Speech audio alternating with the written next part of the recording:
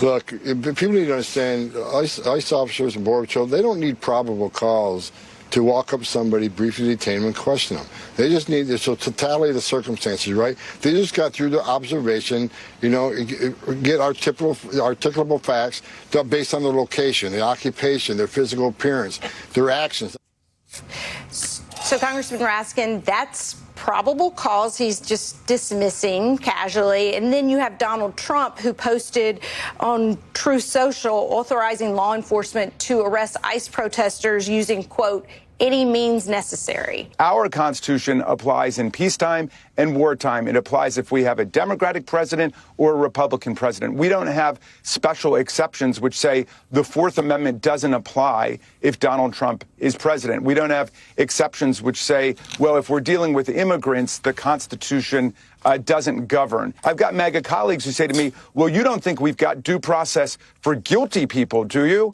And I just have to crack up because we don't know if they're guilty until there's been due process. What's up, everybody? Major Retired Richard Ojeda here. And you know what the craziest thing is? It turns out that law and order, remember that phrase MAGA's been trying to shove down our throats? Yeah. Well, that actually means boiling people alive in a circus tent in the Florida Everglades. No cool air, not enough water, barely any food, mosquitoes and maggots, floods up to your ankles, all while a boiled ham meat puppet named Tom Homan stands on stage and dares America to fight him about it. I'm not going anywhere, either as the men and women of ICE. We're going to do the job that President Trump gave us to do. I get death threats all the time. You know what? I'm sick of the You want some? Come get some. Because I'm tired of it. Wow. Ooh. Representative, really quickly. I mean, this is just the cartoonish behavior that we're dealing with, cartoonishly evil behavior we're dealing with, both at the Trump administration and with Governor Ron DeSantis. These are not individuals acting in good faith. They are purely political mercenaries at this point. And it's very important for us to call out the racial profiling taking place, the lack of due process taking place, and the separation of families.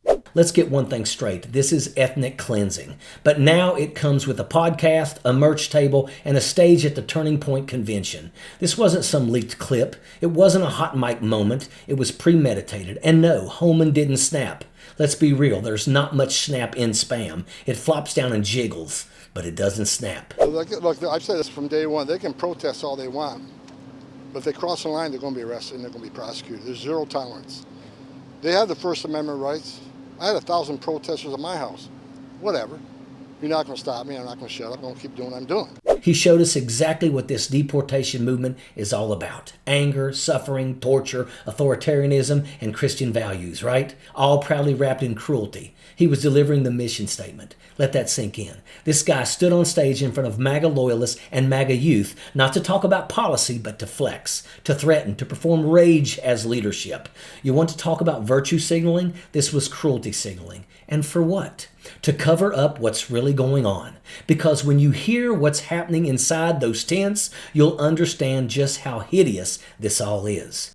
The conditions that we saw inside this internment camp, which it is nothing less than that description, were really appalling. Dangerous and wasteful. Evidence of flooding.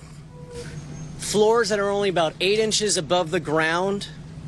Temperatures that are hot. When they let us in to see the cages, and we saw people, of course, yelling for help, it was very emotional to be there for all of us, to hear that, and to see that our taxpayer money is being used for this stunt. Tom Homan's pathetic posturing, that wasn't just the problem. That was the preview to an entire agenda built on cruelty, pain, suffering, scapegoating, and blame. And the cruelty, that's the point.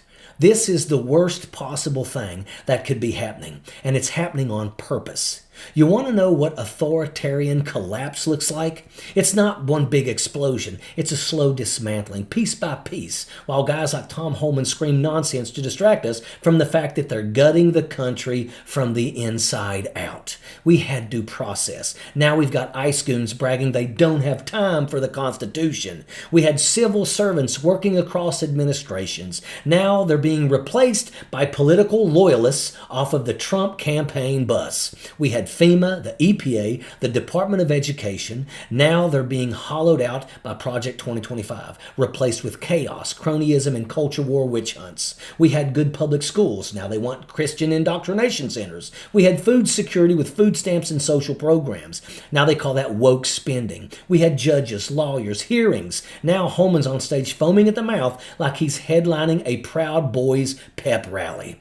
We had an immigration system. Imperfect, yes, but grounded in law. Now we've got concentration camps in Florida and calling it patriotism. It's cruelty stacked on cruelty. It's lies covering up abuse. And this is where the story breaks open. Congressman Jamie Raskin laid it out. He said, if your policy is cruelty, you have to lie to cover it up. And that's exactly what this is. But Representative Maxwell Frost, he walked into one of those detention tents in Florida. And when those doors opened, what he saw made his heart sink. 32 people per cage, 6 cages in one tent. Young men who looked like him, who were his age. People yelling, help me, help me. One voice in the back said, I'm a U.S. citizen. And as they walked away, the detainees began to chant, Libertà, Libertà, Libertà, freedom. It was hot, blistering. People were drenched in sweat, stripped in their waists. The food, a sandwich and a bag of chips, once a day. The water, limited, questionable. The conditions, an international nightmare. This isn't just a policy failure. It's a moral fracture. We say we believe in liberty and justice for all, but they're locking people in cages and feeding them like dogs. We say we're a Christian nation, but they're tossing out Matthew 25. I was a stranger and you welcomed me, and replaced it with MAGA scripture that says, I was a stranger and you built me a swamp prison. Let's be blunt. Project 2025 is ethnic cleansing wrapped in bureaucracy. It's not just about enforcement. It's about mass displacement, deportation, psychological warfare. They're not trying to fix a system. They're trying to erase people from it. And it's rooted in the same twisted belief that always haunted Americans' history.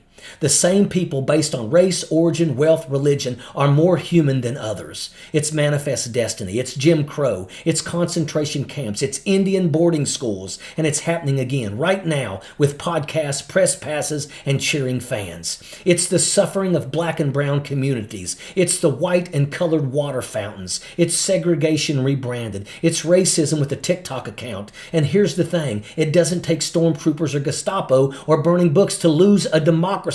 It just takes enough people who look away, who cheer this kind of crap on, who sweep it under the rug, who sell out their children's future for a country fueled by hatred, inequality, and exclusion. No diversity, no equity, no compassion, just one twisted version of who deserves to be here, white Christian conservatives. Now let's pull back and look at the big picture. This is their version of America. This is MAGA Christianity, and it's the epitome of everything Jesus stood against. There's nothing in this about Matthew 25. There's no, I was a stranger and you welcomed me. No, I was hungry and you gave me food. No, I was thirsty and you gave me drink. No, whatever you do to the least of these, you do unto me. No, this is the opposite. This is spiritual rot. This is cruelty dressed up in a cross. This is theology of fascism with Jesus' name taped on the side like a bumper sticker.